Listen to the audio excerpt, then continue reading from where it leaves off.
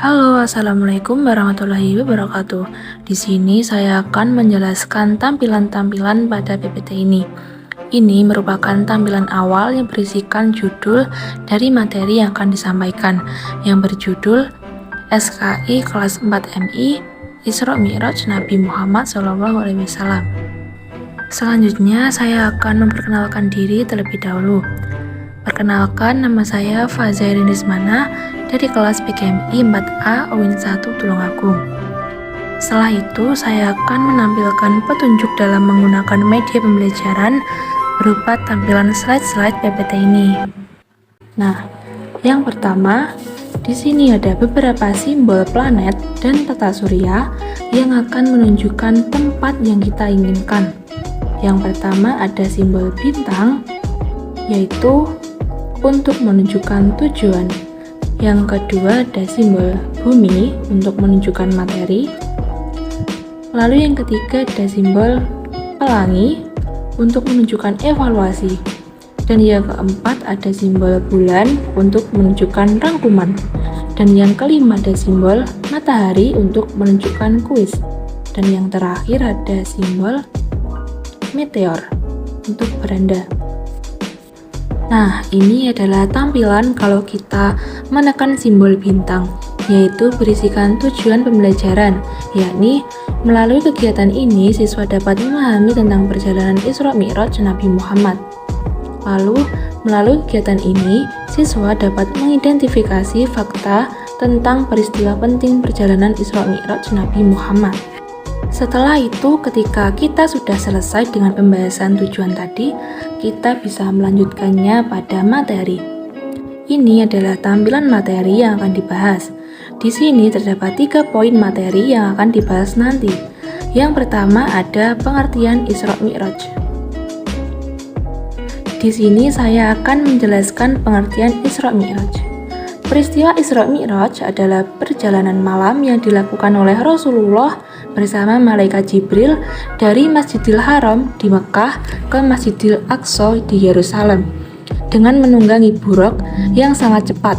Saat perjalanan Isra Mi'raj, Nabi jelas menyaksikan kebesaran Allah yang tidak bisa disaksikan oleh manusia lainnya. Dalam perjalanan ini, Nabi Muhammad diajak oleh malaikat Jibril untuk pergi ke langit ke-7. Di tiap-tiap lapisan langit, Nabi Muhammad menjumpai nabi-nabi terdahulu. Saat sampai pada langit ke-7, Rasulullah langsung mendapatkan perintah dari Allah untuk melaksanakan sholat 50 kali dalam sehari. Namun ketika Rasulullah hendak kembali ke bumi untuk menyampaikan amanat Allah kepada umat manusia, beliau bertemu dengan Nabi Musa yang menanyakan perintah apa yang diberikan Allah kepada Rasulullah. Setelah menjelaskan perintah yang diterimanya, Nabi Musa memberi masukan untuk Nabi Muhammad agar beliau meminta keringanan kepada Allah karena Nabi Musa tahu bahwa umatnya tidak akan sanggup untuk menjalankan perintah sholat tersebut.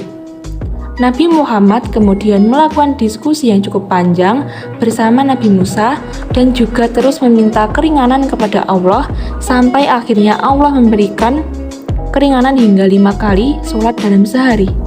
Maka dari itu, kita wajib bersyukur atas usaha Nabi Muhammad dan kemurahan yang diberikan Allah kepada kita dengan cara menegakkan sholat 5 waktu secara tertib sesuai perintah Allah. Nah, setelah kita menekan tanda panah, kita akan kembali pada poin-poin pembahasan. Untuk pembahasan yang kedua, yakni peristiwa penting dalam Isra Mi'raj. Beberapa peristiwa penting dalam perjalanan Isra Mi'raj agar menjadi peringatan bagi manusia adalah sebagai berikut. Yang pertama, gambaran dosa dan hukuman bagi orang yang berzina. Yang kedua, gambaran dosa dan hukuman bagi orang yang suka makan riba. Dan yang ketiga, gambaran dosa dan hukuman bagi orang yang suka berdusta dan membicarakan keburukan orang lain. Dan yang terakhir, kemudian Nabi juga diperlihatkan gambaran wajah-wajah para malaikat penjaga neraka. Untuk materi ketiga yaitu hikmah peristiwa Isra Mi'raj. Hikmah peristiwa Isra Mi'raj yang pertama adalah kita harus meyakini bahwa apapun yang Allah kehendaki bisa terjadi karena Allah Maha Kuasa atas segala sesuatu. Oleh karena itu, manusia tidak boleh sombong, seperti dicontohkan oleh Nabi. Yang kedua, kita wajib taat kepada Allah dan Rasul-Nya. Ketaatan kita harus dibuktikan dengan ibadah. Ibadah yang utama dalam Islam adalah menegakkan sholat. Perintah sholat diterima langsung oleh Nabi Muhammad dari Allah pada peristiwa Isra Mi'raj. Yang ketiga, kita harus mencintai dan bangga kepada Nabi Muhammad karena bukan hanya nabinya umat Islam, tetapi beliau juga pemimpin umat seluruh dunia. Isra-nya Nabi yang dimulai dari kota Mekah menuju Yerusalem membuktikan bahwa Nabi dicintai oleh bangsa yang bukan orang Arab saja, tapi juga sampai di luar Arab. Wilayah yang pada waktu itu merupakan pusat kekuasaan Yahudi dan Nasrani pun tetap menerima dan menghormati Nabi Muhammad.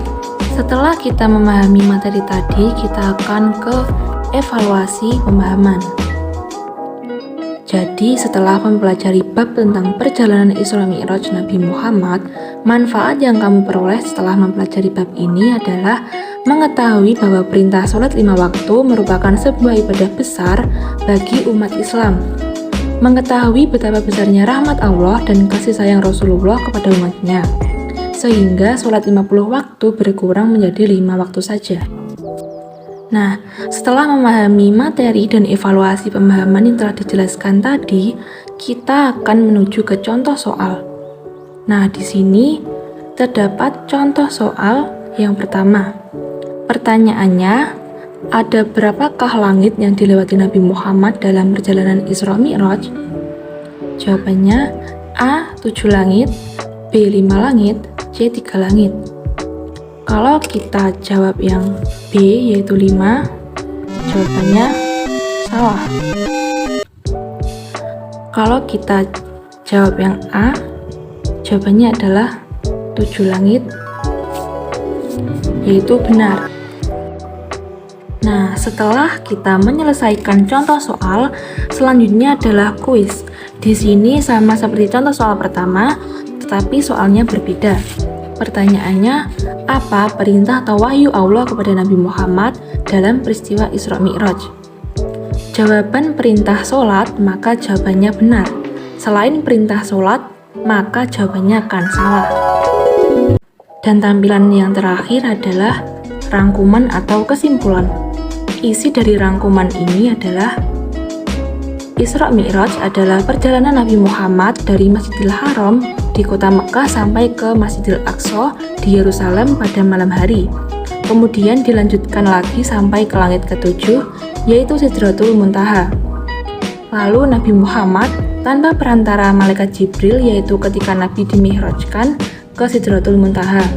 Yang terakhir, pada awalnya perintah sholat dalam sehari semalam adalah 50 kali.